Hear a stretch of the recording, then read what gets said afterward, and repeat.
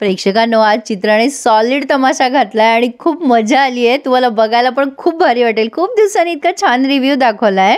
युवराज पिंकीला समजवत असतो की तुमच्या निस्वार्थी स्वभावामुळे तुम्ही माईसाहेबांचं मन जिंकले, पण तुम्हाला तोंड पाडायला काय झालंय. पिंकी म्हणत असते, धनी मला हे सगळं नकोय. तुम्ही बघितलं ना बिग टॉल जाऊबाई आणि सासूबाई किती नाराज झाल्यात. सगळ्यांच्या खुशीतच माझी खुशी आहे ना.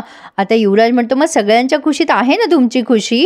आता ही पिंकी म्हणते, अहो पण सगळ्यांच्या खुशीत म्हणजे मीच एकटी थोडी राहते घरामध्ये. डॉल्बी भाऊजी आहे, सत्या दादा आहे. नाही मी माईसाहेबांशी बोलणार आहे. धनी, घरातले माणसं म्हणजेच खजिना आहे. माणसं कमवायला किती दिवस लागतात सांगा बरं तुम्ही. नाही, माणसांशिवाय पैसा आणि प्रॉपर्टीला काहीच अर्थ नाहीये. मला नाही पटत हे सगळं. धनी, युवराजला पिंकीबद्दल खूप म्हणजे अभिमान वाटत असतो, म्हणून तो जवळ घेतोय तिला आणि समजावून सांगायचा प्रयत्न करत असतो.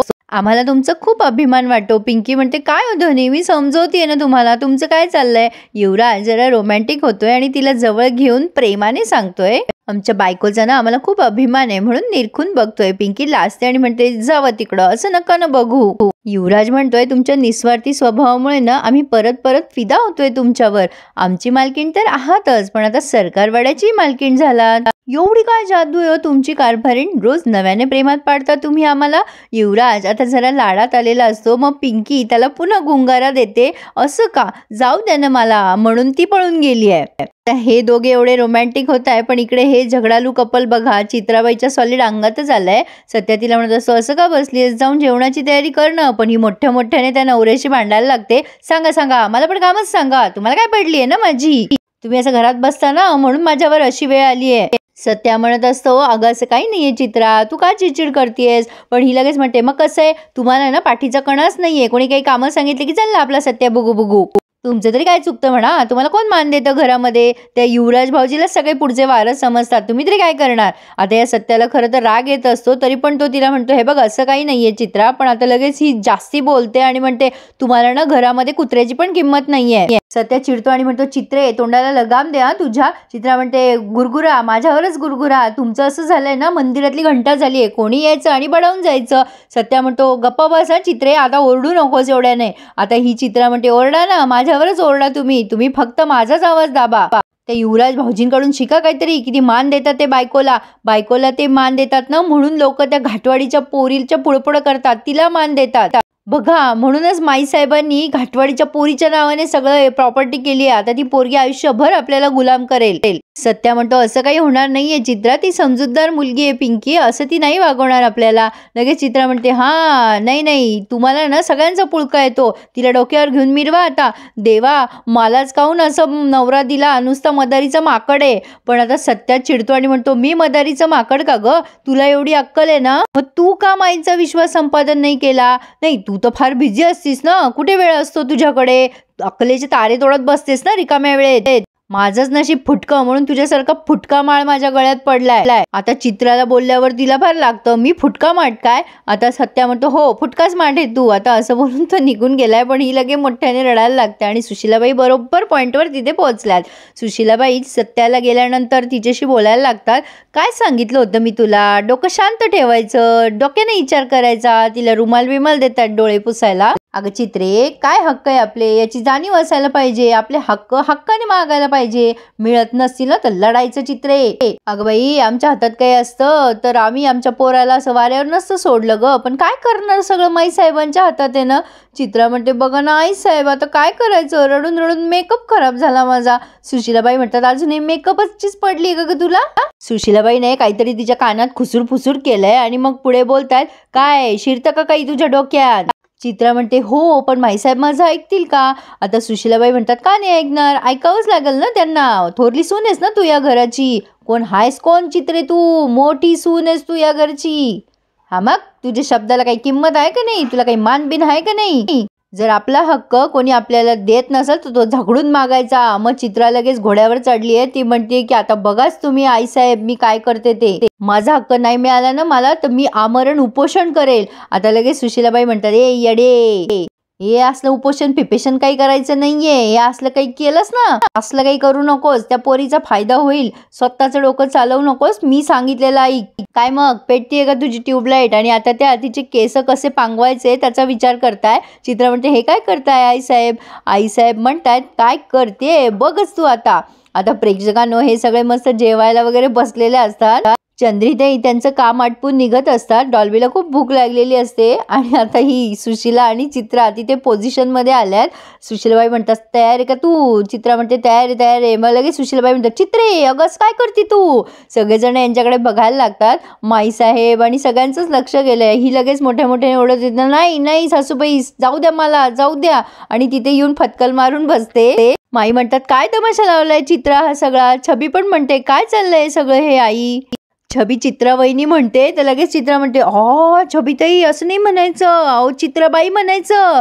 नाही पिंकी नाही नाही पिंकी म्हणले का मी? अगं बाई पिंकी म्हणते का? पिंकी म्हणते का? म्हणून ती तोंडात मारून घ्यायला लागते स्वतःच्याच. ती म्हणते की पिंकीबाई म्हणजे त्या म्हणत होत्या ना मला मिताली होती तेव्हा चित्राबाई चित्राबाई. नाही मी चित्राबाई म्हणायच्याच लायकीची आहे. पिंकी जवळ जाऊन म्हणते मालकीनबाई अहो मला लई भूक लागली हो, काही शिळं पातं असेल तर द्या ना मला खायला, द्यावं मला भूक लागली आहे. माईसाहेब म्हणतात काय झालं तुझं चित्रा? चित्रा मोठ्या मोठ्याने आरडाओरडा करून तमाशा करते मला भूक लागली हो खायला द्या. माईसाहेब म्हणतात काय चाललं का फाजीलपणा, बंद कर हा सगळा तमाशा. सुशीलाबाई लगेच संधी साधतात आणि म्हणतात माईसाहेब तुमचं चुकलंच हो, खरंच चुकलं. बरोबर आहे माझ्या चित्रीचं, ती तरी काय करणार? त्या चित्राच्या गालावून वगैरे हात फिरवतात त्या आणि म्हणतात माझ्या चित्रीवरच ही वेळ आणली आहे तुम्ही सगळ्यांनी. ही घाटवाडीची पोरगी 8 महिने कुठे गेली, काय करत होती त्याचा काही पत्ता नव्हता आणि तुम्ही काही विचारता न सवरता सगळ्या चाब्या तिच्या हातात दिल्या, सगळं नावावर केलं तिच्या. नाही नाही मी असं नसतं केलं, मला दोन्ही पोरं महत्वाचे आहेत, माझा सत्या आणि युवराज दोघंही सारखेच आहेत मला. पण मी माझ्या चित्रीवर अन्याय झालेला सहन करणार नाही माईसाहेब, आधीच सांगते तुम्हाला. लगेच चित्रा अन्याय हा शब्द पकडते आणि म्हणते अन्याय? माईसाहेब अन्याय तर माझ्यावर झालाय, त्या घाटवाडीच्या पोरीत आणि माझ्यात काय एवढा भेदभाव करता तुम्ही? माझ्यात काय कमी आहे? जे ती करू शकते ते मी नाही करू शकत का? सत्या म्हणत असं अगं काय बडबडतीस तू, शांत राहते का जरा? सुशीलाबाई म्हणतात काही चुकीचं बोलत नाहीये ती, ही घाटवाडीच्या पोरीला संसारापेक्षा ना राजकारणातच जास्ती रस आहे.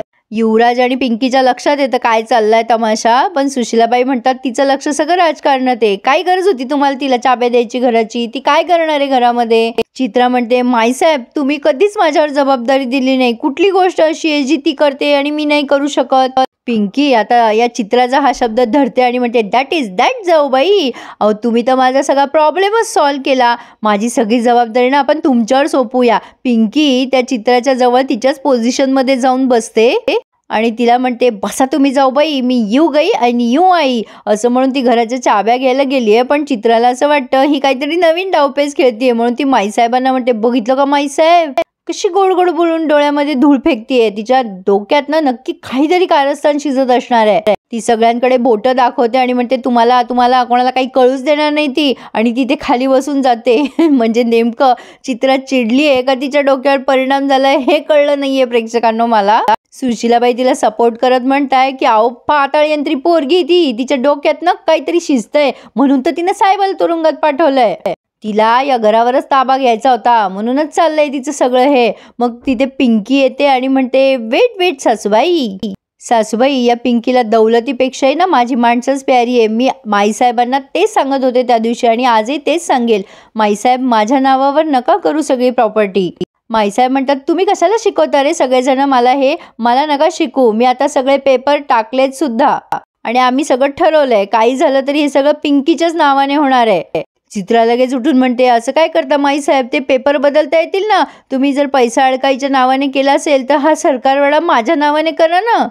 तुम्ही जर का नाही केलं ना सरकारवाडा माझ्या नावावर तर मी आमरण उपोषण करणार, अन्न पाण्याला हात पण नाही लावणार. पिंकी तिच्या जवळ बसते आणि म्हणते अहो बिगटॉल जाऊबाई तुमच्यावरती वेळच येणार नाही, आत्ता 1 मिनिटात तुमचा फैसला करते बघा, ना रहेगा बास ना बजेगी बासुरी. लगेच चित्रा म्हणते नाही नाही आत्ताच घराच्या बाहेर नाही काढायचं मला.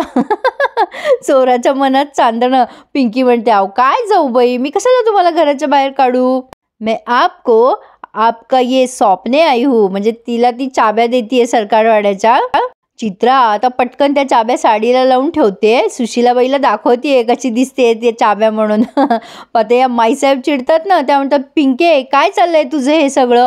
पिंकी हळूचकून सांगते माईसाहेबाला, माईसाहेब दिमाग का सही इस्तेमाल कर रही हूँ मैं.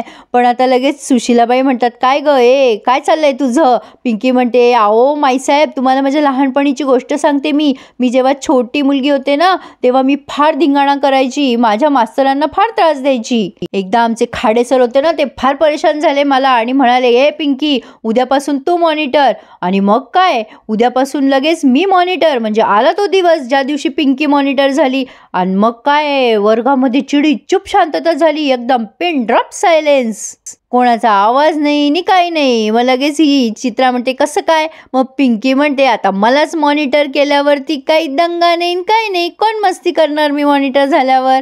आणि प्रेक्षकांनो लगेच ही चित्रा म्हणते काय ग मला वाटलं तू चाबीचं काही सांगतेस, हे शाळा मॉनिटर चाबी या सगळ्याचा काय संबंध ग इथे. लगेच पिंकी म्हणते आहे ना चित्राबाईनी संबंध आहे. अहो बिगटॉल जाऊ बाई, माणसाच्या अंगावर एकदा जबाबदारी पडली ना की तो आपसुकच जबाबदार वागायला लागतो. पण आता सुशीलाबाईंचं असं आहे, चांगलं केलं तरी परेशान, वाईट केलं तरी परेशान आणि नाही केलं तरी परेशान. त्या पिंकीला म्हणता इतक्या चटकन तू कसं काय तुझ्या जबाबदारीला सोपवल्या ग, याच्यात तुझा काही गेम आहे का राजकारण आहे. पण आता पिंकी काय उत्तर देते यासाठी आपल्याला उद्याची वाट बघावी लागेल. इथे हा रिव्ह्यू पूर्ण झालाय. माईसाहेब आता पिंकीला म्हणताय दिवाळीच्या फराळाची सुरुवात करा पिंकी. लगेच आता या चित्राबाई आल्यात सुशीलाबाई बनून आणि म्हणताय आम्ही आहोत, आम्ही समद्यांकडून घरातली समधी कामं करून घेणार. आता ती सरकारवाड्याच्या चाब्या उडवत असते आणि सुशीलाबाईंनाच काम सांगते चला हो सासूबाई तुम्ही पडदे बदलून टाका घरातले. सुशीलाबाई चिडतात म्हणतात तुम्हाला कामं सांगतेस का. लगेच ही म्हणते मग मी घराची मालकीण आहे. प्रेक्षकांनो माकडाच्या हातात कोलीत दिल्यावर काय होणार असंच होणार. पण आता सगळेचे सगळे चित्राकडे आश्चर्याने बघायला लागतात. पण आता दिवाळीची साफसफाई करताना यांनी कसला तरी फोटो काढलाय आणि फोटोमध्ये पिंकीला कुठलीतरी बाई दिसली आहे जिचं तोंड असं म्हणजे फाडून टाकलेलं आहे त्यांनी फोटोमध्ये.